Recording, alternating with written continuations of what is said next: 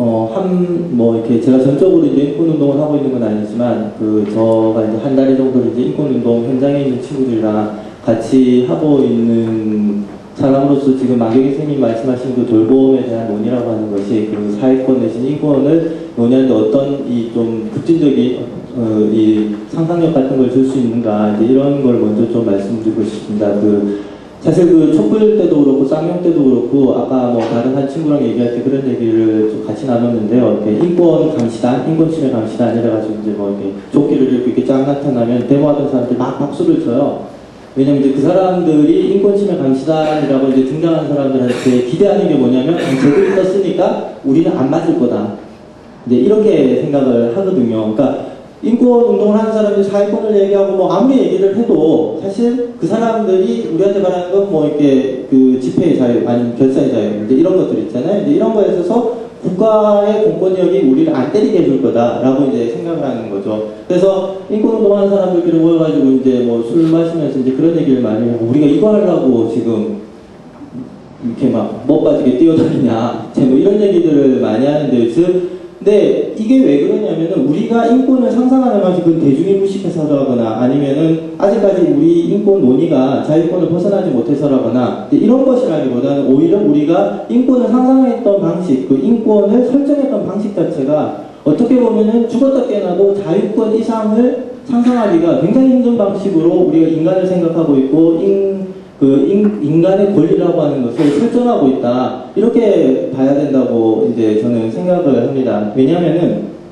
이 돌봄 논의가 저희 아까 마경희 선생님이 발제하실 때 이미 말씀하신 것처럼 우리가 자유권 중심으로 인권을 상상할 수밖에 없는 가장 근본적인 원인은 인간의 존엄성이라고 하는 것을 인간이 자율적인 존재다. 그러니까 인간이 존엄한데 왜 존엄하냐면 인간이 자율적이다. 그럼 그 인간이 자율적인 인간은 뭘 해야 되는 인간이냐면 노동해야 되는 인간이고 사생활을 가지고 있는 거다. 이건 이제 그러니까 뭐 인권 교과서 뭐 이런 거 보면 이제 첫 번째 장부터 이제 출발하는 이야기가 이제 그런 것이잖아요. 근데 아까 마경희 씨 말씀하신 것처럼 이 돌봄 논의가 제가 이제 그 글을 읽으면서 이제 굉장히 이 인사이트를 얻을 수 있었던 건 아니다. 인간이라고 하는 것은 독립적이고 자율적인 존재가 아니라 굉장히 의존적이고 서로가 서로에게 의지하고 살아가고 있는 존재다. 그런데 지금의 자본주의 내지는 이 근대 사회라고 하는 방식 자체가 인간을 설정하는 게 누군가를 굉장히 무책임하게 함으로써 누군가의 의존성이라고 하는 것은 굉장히 두드러지게 드러내는 방식으로 설정되어져 있었기 때문에 우리가 이 자유권 이상의 것, 그러니까 인간이 어떠한 권리를 가져야 된다는 그 권리의 목록 자체가 그렇게 자유권 중심으로 설정될 수밖에 없는 것이 아니냐라고 하는 이 인사이트를 저희들한테 좀 던져줄 수 있다고 생각을 합니다. 그렇기 때문에 아까 라운드 테이블에서도 뭐 자유권과 사회권과의 관계 이런 얘기를 했지만 어떻게 보면 우리가 지금 이걸 뒤집어가지고 생각을 해야 되는 게 자유권의 연속으로서의 사회권이라거나 아니면은 자유권에 좀 이렇게 더해지는 어떤 것으로서의 사회권이 아니라 사회권이 선행하는 것이고 그 사회권 안에서 인간이 자율적이고 독립적일 수 있는 어떤 가능성이 태동할 수 있는 것이다. 라는 식으로 전복적으로 사유할 수 있는 어떤 길이 열리는 게 아닌가. 그게 어떻게 보면 소유권 중심으로 인간이 존엄하게 내가 이건 아주 초창기 인권론자들이 맨날 했던 얘기가 그러잖아요. 내가 내 신체를 가지고 있고 내 신체는 아무도 침해할 수 없는 것이다. 라고 하는 데서 출발했던 그것을 이렇게 뒤바꿔서 생각할 수 있는 가능성이 돌봄 논의, 특히 이게 페미니스트들이 하고 있는 이 돌봄 논의가 우리한테 주는 인사이트가 아닌가라고 생각을 하고요. 두 번째로는 제가 마경희 선생님의 글에서 좀 이제 아쉽다고 생각하는 부분은, 그러니까 돌봄 자체와 일중심의 사회 자체와 돌봄 중심의 사회 이렇게 이분화될 수 있는가라고 하는 부분에서 저는 좀 약간 회의적인 게 있어요. 왜냐하면 돌봄 자체가 따로 있는 것이라기보다는 돌봄이라고 하는 것이 그 사회에서 어떻게 취급되는가 하는 걸 중심으로 해가지고 이제 얘기를 풀어나가는 것이 더 맞지 않는가라는 생각이 들고요. 여기 계신 분들도 뭐 신문이나 이런 데서 많이 보셨겠지만 그 헬리콥터만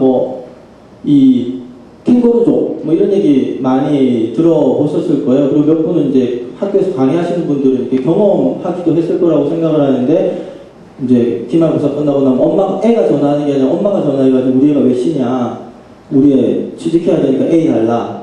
그리고 제가 제 친구 시간 강사는 엄마가 이제 집에 찾아와가지고 차 밑에 들어 누웠대요. 우리 애한테 왜 시를 주냐. 우리 애 취직해야 되는데. 그리고 실제로 제 누나의 친구가 하고 있는 운영하는 회사가 이제 국제 컨퍼런스 이런 거 조직하는 회사인데요. 이제 그 퇴근 시간 되면은 불야성 같이 앞에 회사 앞에 이제 차들이 이제 엄마 아버지가 차 가지고 와서 자식들 데려갈 퇴근하는.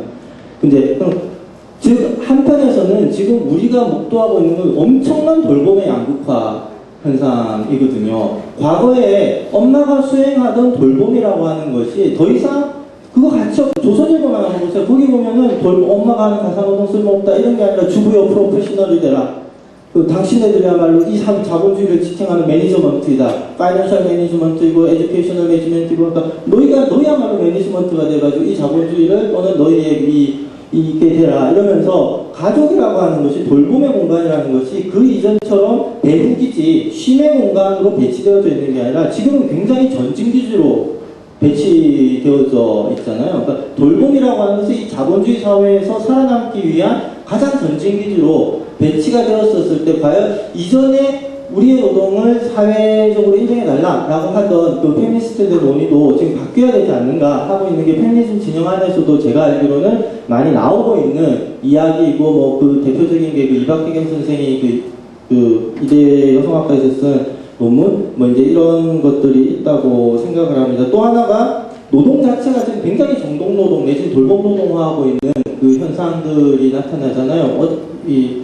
저처럼 열심히 개그 프로그램을 보시는 분들은 아시겠지만 지난주부터 그 개그 프로그램에 새로운 코너가 하나 떴거든요.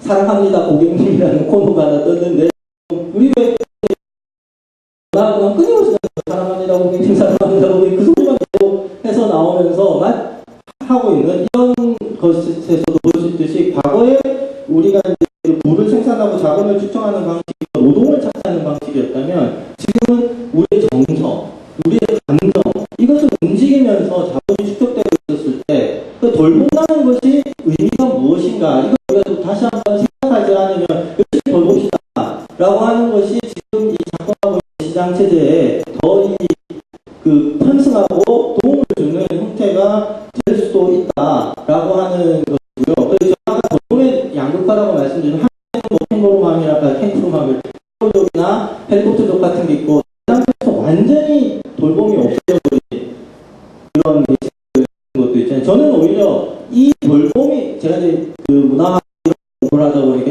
우리가 국가라든가 시장으로부터 완전히 돌봄이 배제됐다라고 얘기하는 이 사람들이 서로 어떻게 돌보고 있는가, 돌봄이 없는 것인가 아니면 우리가 없는 방식으로 이들을 서로 돌보고 있는 것인가 하는 부분에 좀 더 관심을 가지는 내일 발표하는 하송 선생님께서 그 앞에 보면 그 파워 프레이의 글을 가지고 쓰는 부분에서 우리가 어떠한 방식으로 그 지식 내지는 이제